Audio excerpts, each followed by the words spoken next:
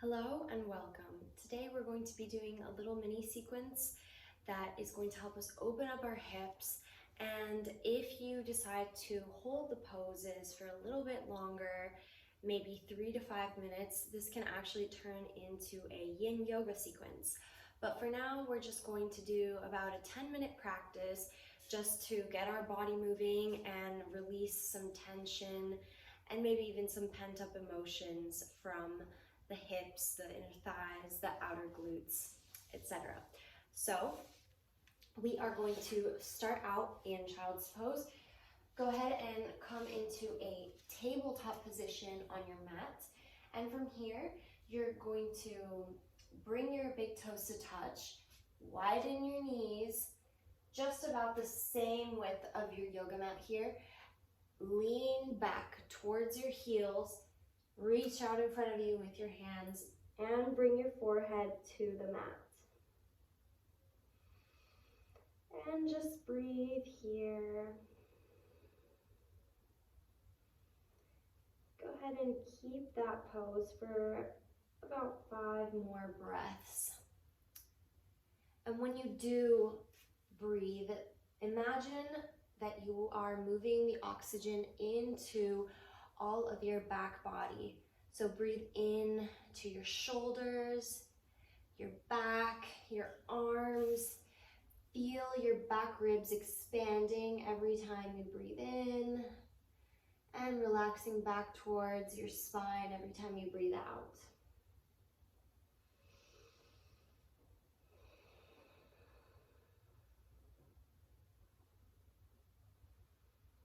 Breathing in and out your nose, 1 more breath here.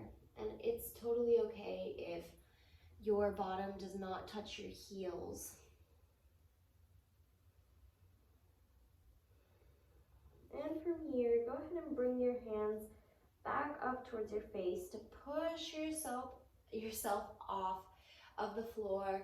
Lift your butt off of your heels, separate your big toes, bring your knees back underneath your hips, and sit down on one hip to bring your legs forward. Now take a wide-legged forward fold. Your hips might crack like mine just did. And your legs don't have to be this wide. They can be wider, they can be a little bit more closed in. And this pose is called Upavista Konasana. And if you are already feeling a lot of tension in your inner thighs here, you can just keep it at that. If not, and you want to get a deeper stretch, slowly but surely come forward with your body weight. You can rest down maybe even on your forearms if your body feels ready for that. If not, you can lay your forearms down on some blocks to give you a little bit more height. And we're going to hold this for about 10 breaths. Keep your feet flexed to keep the legs active and engaged. So we can go from a passive stretch to a bit of a more active stretch.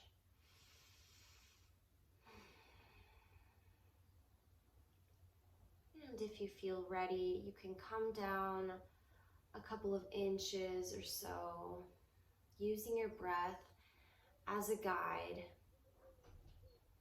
and using your breath to help you keep the pose, especially if you are feeling a lot of tension here. Of course, always distinguishing between pain and discomfort.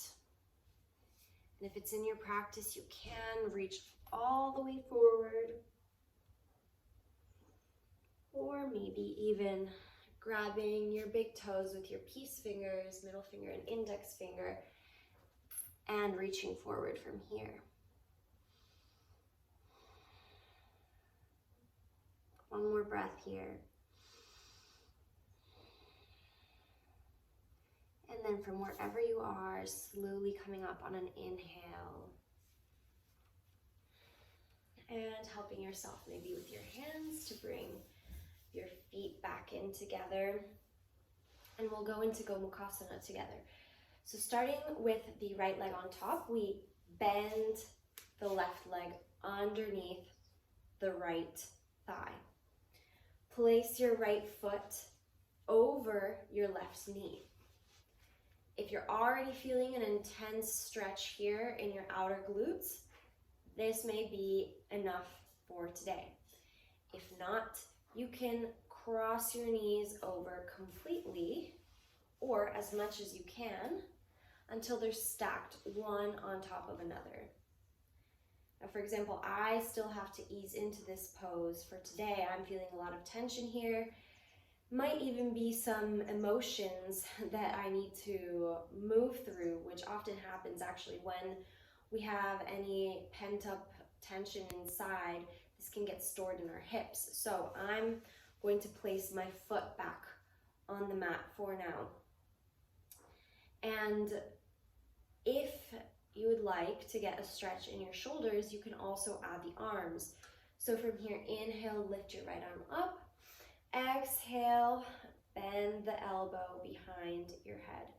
And then inhale again, reach your left arm out. And exhale, bend your elbow towards the bottom. Now, you can try to grab your hands, I'll show you, behind your back.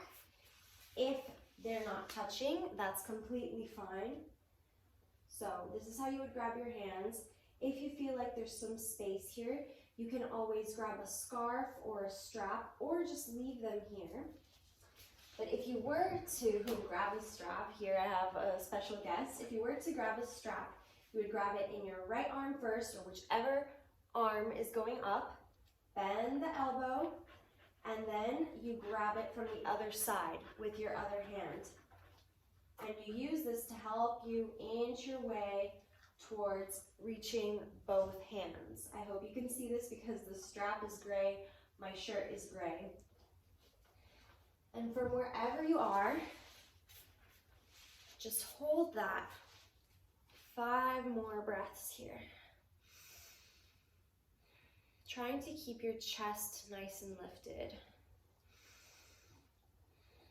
Feeling the stretch not only in your shoulders, but in all that outer area of your hips. Gomukhasana, cow face pose.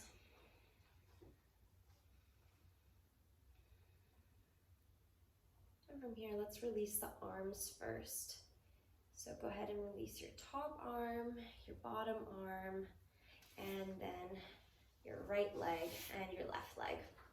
Now bend your right leg, that's going to be your bottom leg now to switch sides, and your left foot crosses over your right knee.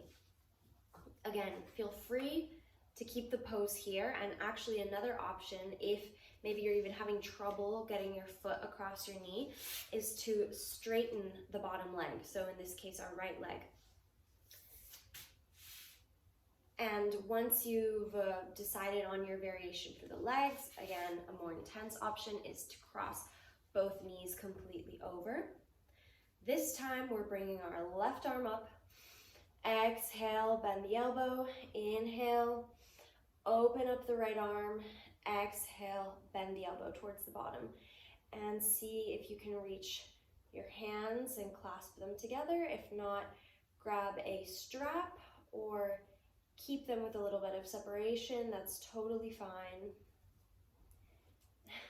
Special guest number 2 here. And like I was saying, I am feeling quite a bit of tension in my hips, which is not surprising since this morning we tried to clip our goat's nails and one of them was screaming her head off, so that was a very stressful situation for everyone involved. And so if you have had a stressful situation in your life recently, it could be that this pose is very intense, that you're really feeling it. But by moving our bodies, this actually also helps us get the emotional tension out, not only the physical tension. Feel free to release your bottom arm and your top arm. And also, an extra thing you can do in this pose, which of course will make it more intense, is to lean forward and forward fold here. Now we didn't do that on the other side, so I'm not going to be leading you through it on this side, but I did want to give you that option in case you decide to bring it into your practice at any other time. So go ahead and release the top leg and then the bottom leg, and we are going to go into pigeon pose now. So meet me back in a tabletop position. Your knees will be under your hips and your hands will be under your shoulders. Now, I don't know if Sunny is going to allow me to do this pose right now. Let's see if I can move him over a little bit. This is another great pose for emotional release. Also, if you have any sciatica pain, this is, I think, the king of poses for sciatica pain. So go ahead and bring your right knee in between your two hands and extend your left leg back. If you're having trouble sitting down here with your hip on the floor, you can place a block under the glute of your bent leg. And here, take a couple breaths just in this upright position.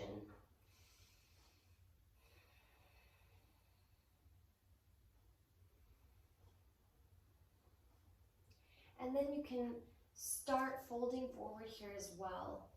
You'll feel a deeper stretch. You can rest on your forearms or even come all the way down. And place your head on your arms, on your folded arms. The most important thing we want here is to keep our hips even and level. So try not to open them up towards the outside. Try not to open them up externally. Take a few more deep breaths here.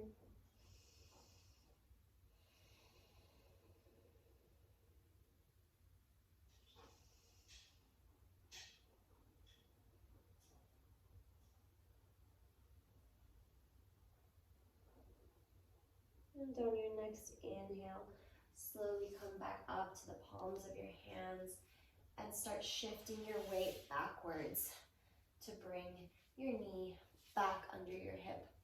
And now bringing the left knee forward, sliding it forward, sliding the right leg back straight behind you. Again, take a couple of breaths here, upright. And once you feel like you've settled into the position, you can start to fold forward gently without forcing anything, but trying to reach your limit nonetheless. So, since this isn't a restorative practice, we might be feeling a little bit of discomfort, and that's fine. That's actually, that's good, because that means something is changing within your body, a shift is happening.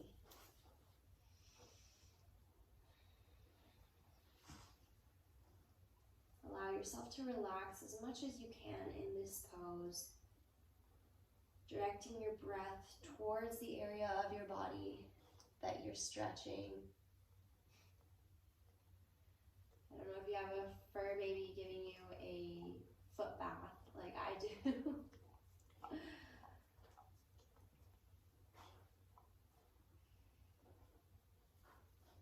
So when we do feel a lot of discomfort in a pose, something that always helps me is to breathe into that area of my body. So right now it would be the external part of the glute and the hip. Sending breath, sending love there. And then on an inhale, coming back up slowly and shifting the weight back into a tabletop position. You can end this practice with a closed-legged child's pose. So bringing your knees together, sitting back towards your heels. Bring your arms back behind you with your palms facing up and your forehead on the mat, just relaxing down here for a couple of breaths.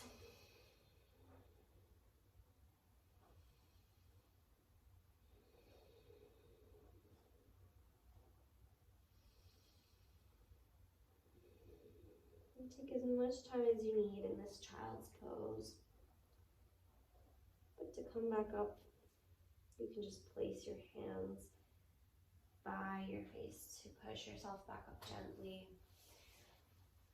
And like I said, you're free to remain in child's pose or maybe take a Shavasana.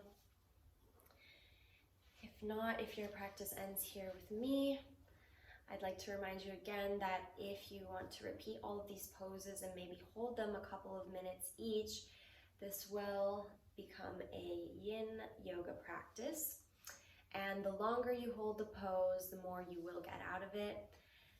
Either way, I thank you so much for having clicked on this video, for having watched it, for having participated with me.